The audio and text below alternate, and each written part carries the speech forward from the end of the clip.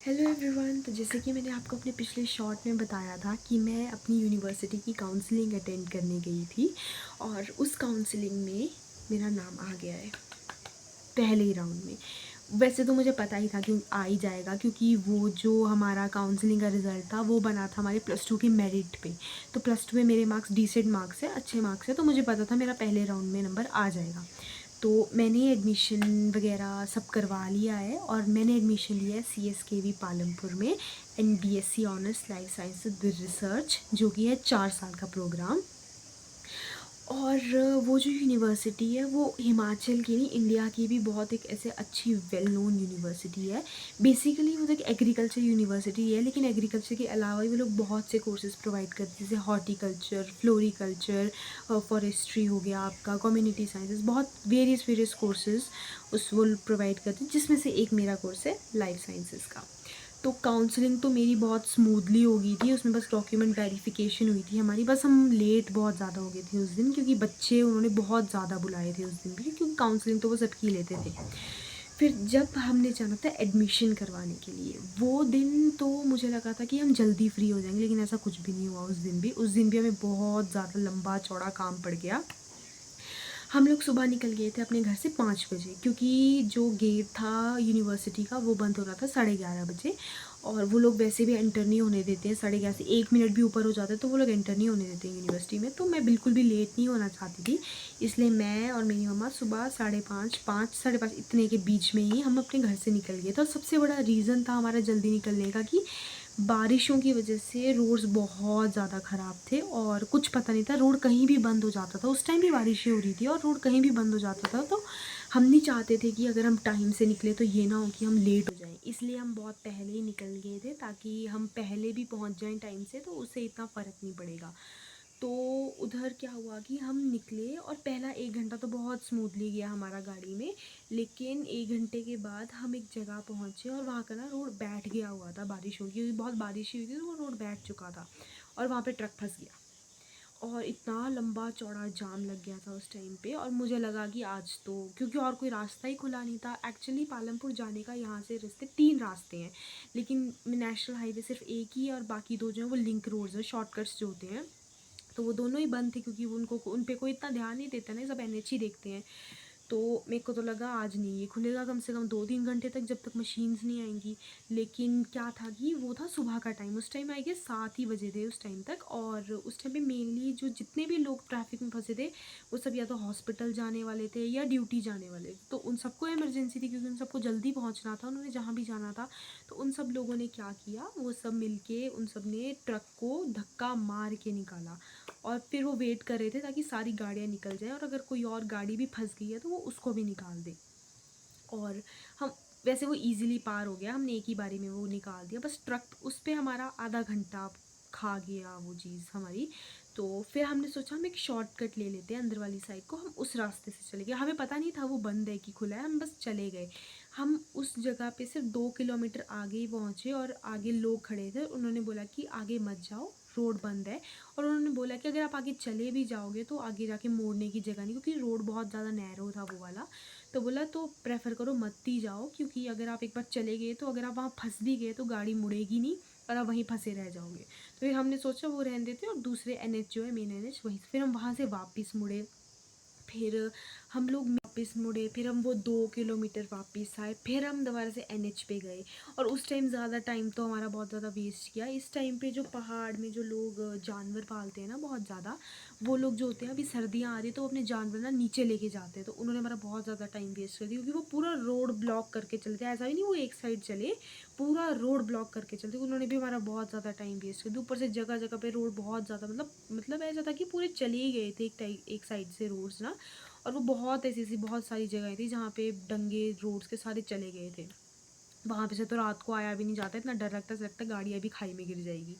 उसके बाद हम लोग जब गए, टाइमिंग थी मेरी गेट क्लोज़ होने की 11:30, और मैं वहाँ पे पहुँची 11:20 पे, सिर्फ 10 मिनट पहले। और एक लड़की आई थी 11:29 पे, उसको भी टीचर ने बोला कि आप बस 30 सेकेंड जल्दी आ गए, और पूरे 30 पे उन्होंने वो गेट बंद कर दिया। और मैं सोच रही थी थैंक गॉड मैं 10 मिनट ही सही लेकिन पहले तो पहुंच गई कम से कम।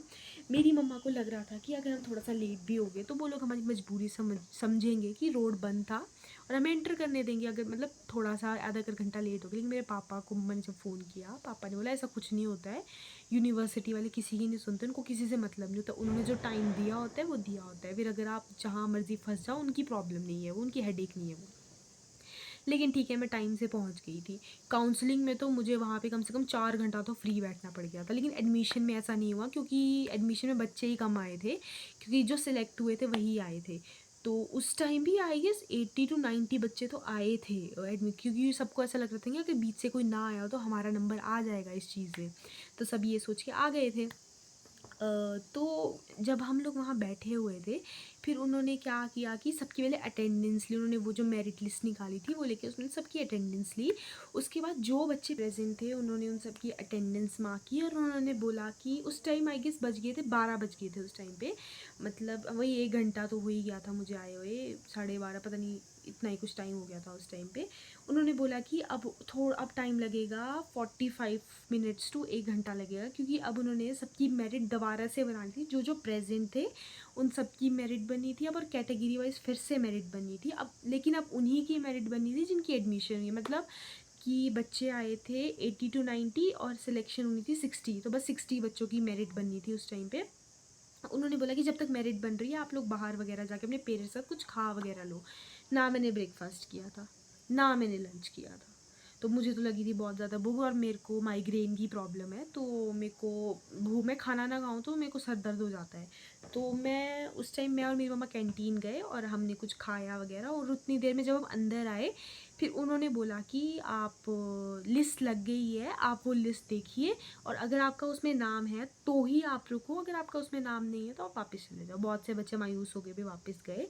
मेरे को उन लोगों ने जनरल में शिफ्ट कर दिया था, तो मेरा जो सीट थी वो जनरल के अंडर आ गई थी। फिर उन्होंने बोला कि जो जिनका है वो अंदर आके बैठ जाए। जब हम अंदर आके बैठे उन्होंने फिर से रीचेक किया कि जो है वो सारे वापस आ गए हैं कि नहीं आए हैं। फिर जब वो सब आ गए थे उन्होंने फिर हमें 4 4 कार्ड्स दिए, उस पर हमने अपना टाइम टेबल लिखना था खुद से दोबारा से। वो चार्टर हर प्रोफेसर का साइन करवाना था, उसमें बॉटनी था, केमिस्ट्री, जूलॉजी था, थोड़ा एग्रीकल्चर के, वर्मी कंपोस्टिंग था एक, वर्मी कंपोस्टिंग और एक्वाकल्चर में हमें चॉइस दी गई थी, मैंने वर्मी कंपोस्टिंग चूज़ की थी। फिर एनसीसी और एनएसएस में चूज़ करना था, लड़कों के लिए तो एनसीसी कंपलसरी था, लड़कियों में चॉइस थी, तो मैंने तो स्कूल टाइम में भी मेरा एनएसएस का था, तब मुझे पता नहीं था, और मैंने बहुत रिग्रेट किया था कि मैंने एनएसएस ज्वाइन नहीं किया, क्योंकि बहुत अच्छा कैंप लगता था उन लोगों का। तो फिर मैंने अभी सोचा मैं एनएसएस ज्वाइन कर लेती हूँ, तो मैंने एनएसएस में ज्वाइन कर लिया, और हमारे थे 8 कॉलम्स थे, और 8 के 8 में अलग अलग प्रोफेसर्स के साइन होने थे, तो मैंने उन सबका साइन करवाया। और फिर क्या था, उन्होंने पूछा कि जो जो लोग बच्चे दूध में, कुल्लू वगैरह, चंबा हो गया, इन सबसे आए थे, तो वो जल्दी जल्दी अपनी फ़ीस की पेमेंट करवा लो और जल्दी जल्दी घर चले जाओ, क्योंकि हमने जल्दी जाना था तो मैं लेट हो जाता ना। तो मेरा भी इसकी वजह से जल्दी हो गया, मैंने जल्दी से अपनी फ़ीस पेमेंट की, अपना रजिस्ट्रेशन करवाया कि हाँ मैंने रिसिप्ट दिखाई कि हाँ मैंने करे। फिर उन्होंने एक पिंक कलर की रिसिप्ट दी थी, उन्होंने बोला था इसको संभाल के रखना, ये आपको पूरे अपने उसमें काम आएगा, तो मैंने बोला ठीक है। फिर मैं वहाँ से चली गई, और फिर घर पहुँचे हम, मतलब 2 3 दिन मेरे ऐसे ही निकले, ठीक ठाक निकले। प्रॉब्लम आई मेरे को 2 3 दिन के बाद। क्या हुआ कि मेरे को जब मैं उस कॉलेज में गई थी तो मेरी फर्स्ट प्रायोरिटी थी कि मुझे हॉस्टल मिल जाए, लेकिन हमें किसी ने बोला था वहाँ पे कि जो फर्स्ट मतलब ईयर के बच्चे होते हैं उनको हॉस्टल्स नहीं मिलते हैं, जो आपको हॉस्टल से, अगर उन्हीं को हॉस्टल मिलेंगे जो मेरिट में होंगे, लेकिन उनको भी 1.5 2 महीने के बाद मिलते हैं। हमें ऐसा किसी ने बोला, और मेरा नाम मेरिट में था, अगर ऐसा होता तो मुझे हॉस्टल मिल जाता। तो हमें ऐसा बोला, तो हमने भी रूम देखा, और रूम की इतना हॉस्टल के पीछे हमने झंझट किया नहीं, क्योंकि मेरे को लगा कि अभी तो मिलेगा नहीं, तो हमने रूम वगैरह देखा फाइनली कर हम घर आ गए। और 3 4 दिन के बाद क्या हुआ कि हमारा ना एक ग्रुप बना हुआ है उस कॉलेज का, तो उसमें मैंने देखा हॉस्टल अलॉटमेंट की लिस्ट आई हुई है, मतलब जो जो बच्चे मेरिट में थे, और मैं कंफ्यूज हो गई, मैंने बोला इनको कैसे हॉस्टल मिल गया, मतलब अगर मेरे +2 में परसेंटेज थी 91%, तो मतलब 89 वालों को भी हॉस्टल मिल गया। मैंने बोला मेरे को क्यों नहीं मिला।